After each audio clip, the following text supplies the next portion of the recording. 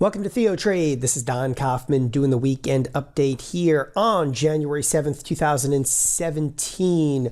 Let's get started here with what I see as a very large shift kind of in character of the marketplace in this first trading week of the year. Of course, it's a shortened trading week. We just had a 4-day trading week. We're going to be coming into a 5-day trading week, followed by an additional holiday weekend, another 4-day trading week. Neither here nor there. We'll look at volatilities in a minute.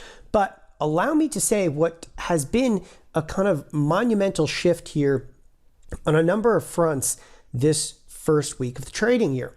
All right. First and foremost, what you're looking at, and I was talking about this a bit, last week, but what we're looking at here is, to me, one of the most important charts, I think, in the trading arena right now, and that happens to be, the NASDAQ, and I show this using ETFs. It's the NASDAQ versus the Russell, which is the IWM, versus the spiders. And I always like to kind of enunciate which is which if you are unfamiliar with a comparison chart. These are critically important to kind of give you a feel and, again, an idea of what's going on. When you look at one autonomous product, what are you looking at against? Okay. And to get a feel for character of the marketplace and what has actually changed, we're going to look at this comparison chart over here. Now, first and foremost, right up here on the top, this happens to be your IWM. That's representative, of course, the Russell. Okay. Then coming down right smack in the middle over here, we have the SPY, and last but not least, the Qs. Okay. So what we saw in the last year is the NASDAQ outperforming the Russell. The spiders kind of caught a little monkey in the middle over there, right? All right. So the IWM blasts through, off of the presidential election and outperforms the other major index products. Now, that's just catching you up over here that, again, the NASDAQ has been underperforming the rest of the marketplace. Why is that kind of important? Well, this is reiterating what I talked about last week, and that's, if you looked over the last 5 years, people, it's the exact opposite. You have, this is the NASDAQ on top, exploding above and beyond both the spiders, the S&P, and of course the Russell. Okay, so all of a sudden, again, this most recent year, complete change of tone. However, something has shifted. Well, let's take a look and zoom in even tighter. One of the most important things about a comparison chart, number one, they're always prices done on a percentage basis, because you can't necessarily compare, a $100 product versus a $500 product versus a $1,000 product. So the scale becomes percentage basis to make it statistically significant. But one of the issues you have with any type of comparison chart or correlation charting, correlation coefficients, well, first of all, you have to do them on percentage basis, but your chart is only as good as the number of data points. And that basically means, listen, data point number one is the beginning of the comparison. And this is a 1-year chart. So all I did is start the comparison from exactly a year ago to right now. Again, if you give it more data points, like 3 years, well, the comparison starts again at point 1, which is exactly 3 years ago to the day. And again, you'll see the NASDAQ outperforming. But this also allows us to see the changes, in overall market tone. And that is what has been doing for the last 3 to 5 years. NASDAQ outperforming. Okay, great. In a shorter duration, what's been going on? The Russell has been the outperformer.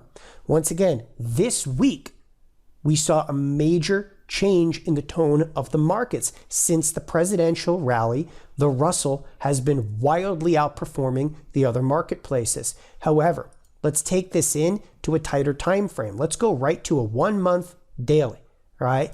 Cut through all of it. Now what do you see? And if you're not familiar with looking at this, the kind of color coordinated, on top over here, what do we have? Now we're seeing the Qs outperforming. What do we have right here in the middle? The spiders. But the change of tone is the IWM, which has been lit up since early November, actually late October, has just been lit to the upside, is actually falling in comparison to the spiders and the Qs. This is a massive divergence in the last couple of trading sessions. In fact, if I could, I'll open up now kind of the left side bar, and you can see it's pretty decisive. NASDAQ exploding to the upside over here, the Russell falling. But you have to ask yourself, okay, is this a change of tone of, all right, well, it makes sense, right? The Russell outperformed and, again, the Qs underperformed. So they're just coming back into correlation with each other, right? Which means, again, this product outperforms, so you sell it. This product underperforms, so you buy it. So they're actually coming closer together. Or is it a complete change of tone, okay, in that not only is this presidential rally about to be over, but we could start suffering some losses in the broader market? That's what we're going to be looking for this coming week. And again, these comparison charts are really the only way to kind of get your foot in the door to get a better feel of what's really going on in the markets. Because what else is going on in markets? Well, listen, there's no volatility, right? Let's clear the chart here for a second. There's absolutely no volatility. Volatility signaling nothing other than volatility is lying dead on the floor. It doesn't get that much lower than this, right? So you're not getting any signal in volatility. Bonds, okay? Bonds, they're doing nothing right now. So they've started to rally. Now, you would think that the bonds rallying would start to cause the XLF, which are the financials, to sell off. They have not. That's been, to me, one of the most curious things in the marketplace. And frankly speaking, I don't have an answer for it. That's okay. Okay. Trade at times, these correlations can break down and all of a sudden they snap back into alignment. You hope to be in the right place at the right time. Okay. I still love the short financials position because I'm telling you, if the S&Ps, okay, if the S&Ps are going to continue to the upside, which they did this week, the financials have not participated in the upside. Okay. All you got to do is go look at the SPX. All right. The SPX rallied on the week. Financials, what do they do? Absolutely nothing. So we're fairly safe at this point taking that bearish tone inside the XLF because it doesn't look like they got much more upside in them. Okay. At this point, again, you would think that this pressure of the bonds rallying, because as the bonds rally, it's going to take interest rates back down. You'd think that pressure would be enough to snap the back of the financials. It has not at this point. Love, again, the bearish position in the financials. Now, one of the reasons, okay, that I can, again, a little bit subjective here, the financials are coming into their earnings announcements. When? Well, just you wait. It's this week. Okay. When you start to look at the financials themselves, like the Bank of America's, right? When do they have earnings? It's coming. This Friday kicks off a slew of earnings. You got Bank of America and JP Morgan and Citi and Wells and, they're all coming out there, and Morgan Stanley, even Goldman Sachs. Oh my, by the following Monday, okay, almost all the banks have already passed their earnings. So earnings season is going to be in full swing. Now, that could be one of the reasons that the XLF is not making a big move. But again, look for the XLF on any movement upward in those bonds, continued upward movement to snap. Again, the bonds, they traded down, not massively here. They were trading down about 25 ticks, but overall, the bonds had a pretty strong rally this shortened trading week over here, so keep it in mind. Now, completely switch gears over there. Obviously, again, we're coming into earnings season.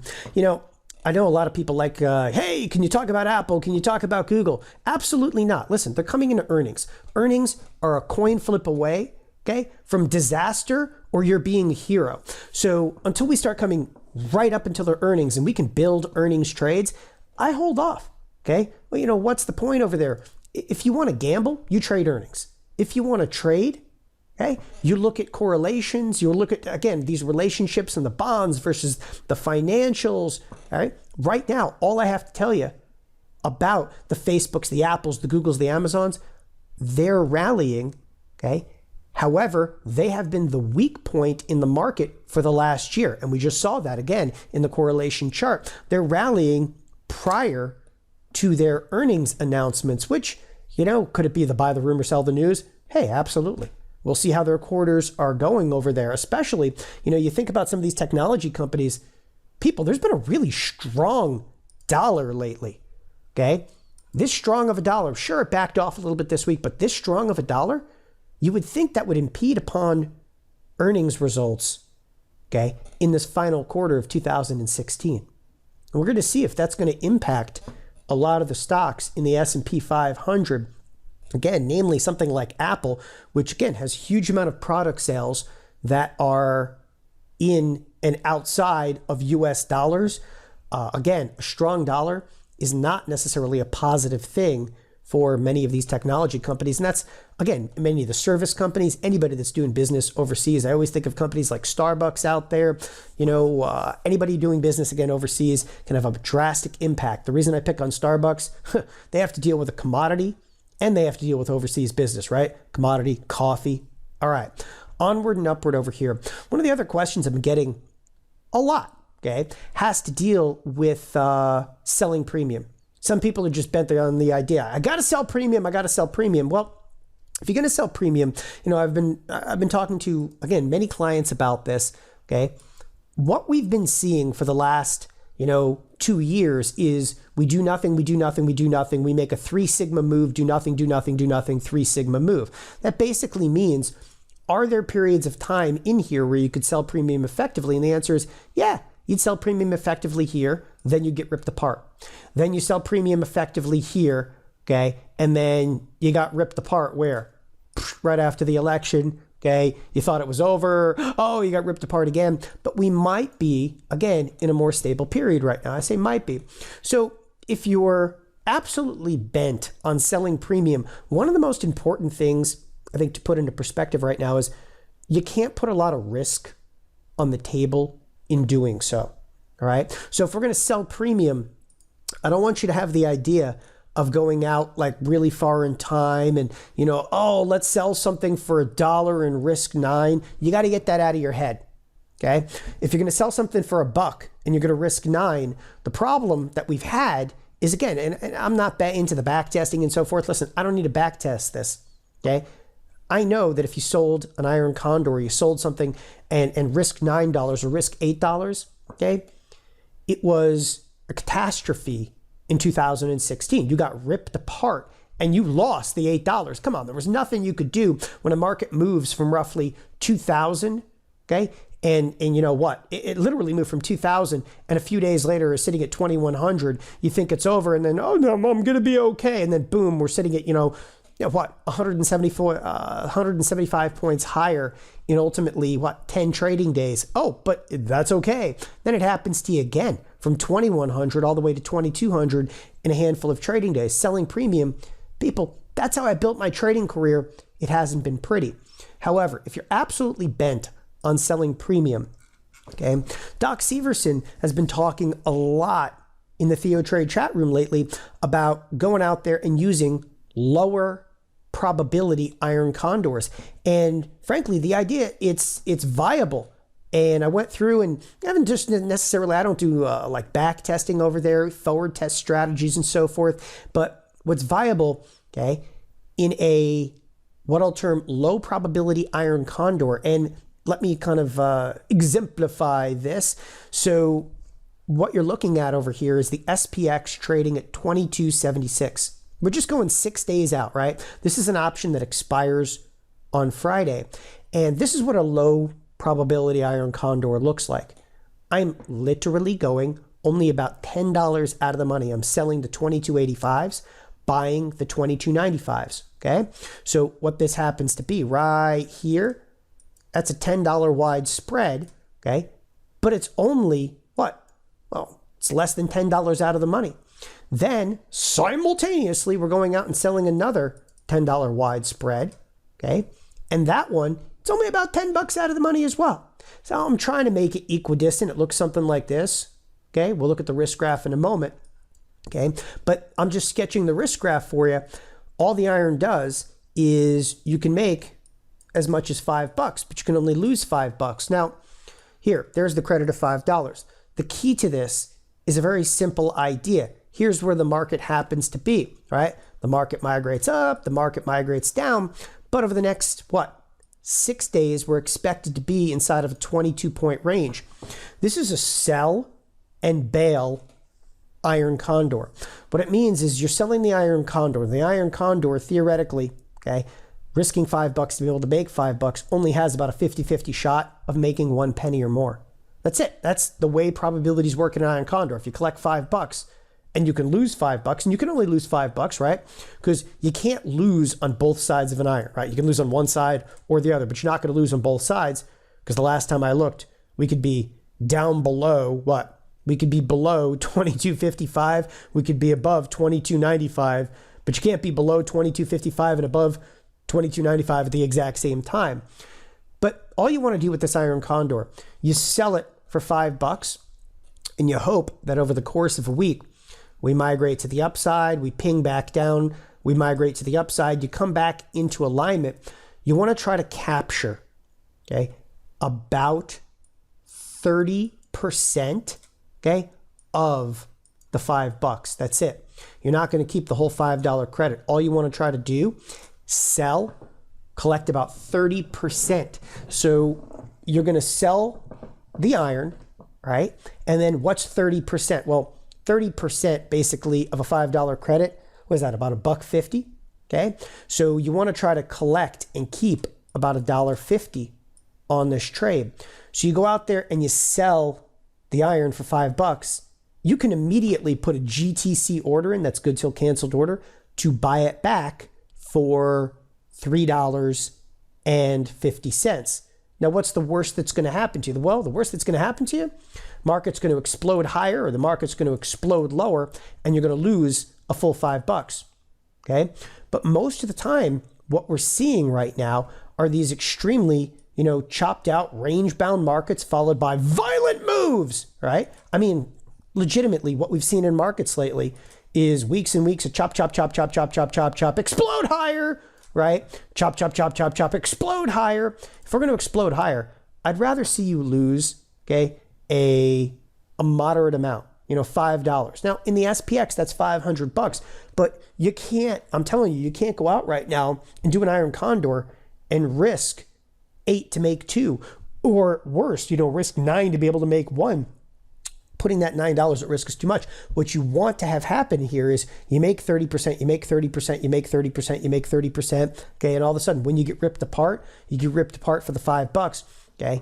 And again, as long as you're managing things effectively and getting out, making the 30%, okay, 4 or 5 winning trades, it'll happen for you. And that's the kind of forward testing that I've gone and done over here when I say it'll happen for you. Again, through much of the trade that we've seen, if we're going to be in tight channels for periods of time, these sell and then bail irons might be effective for you. So at this point in time, again, I'm not a huge advocate of selling premium. I think if you are going to sell premium, you stick inside of the S&P product. I wouldn't mess with the Russell, because the Russell, come on, talk about wild moves over here. All right, this defines wild move. NASDAQ not far behind of it. The NASDAQ has been all over the place, yet the S&P has been kind of middle of the road. Has it had wild moves? Absolutely, without hesitation, it has.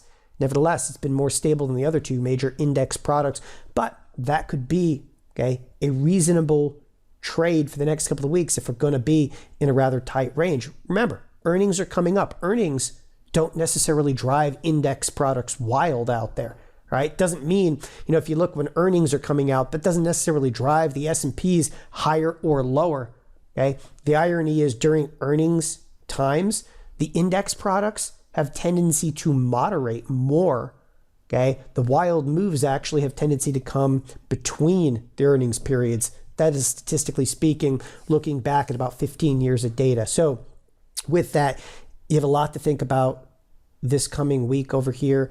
The FOMC minutes were nothing this past week. The jobs number meant nothing this past week. What you really want to look at, again, is what's going on in the S&Ps versus the Russell. The Russell started to break, right? Is that going to be a signal? Because the Russell's been on the forefront of many of the moves we've seen lately. Is that going to be a broader signal that the S&Ps, okay, which are at all-time highs? The Dow, people have like blinders on right now. The Dow, it's going to hit 20,000 this coming week. Wonderful. Okay, great. It got literally a point short of 20,000. So let's just get through it, get it done, get back to trading over here. What's important, again, is the correlations, all right? and ultimately the comparison of what's going on in the major index products. And that's what's going to make you more effective in understanding. Watch the Russell this week. If it continues to break, it will put pressure forth to the rest of the market. Thanks everybody for joining us here at TheoTrade. I'm Don Kaufman. Be back in the TheoTrade chat room all throughout the course of this coming week. Have a great weekend, everybody. Bye-bye.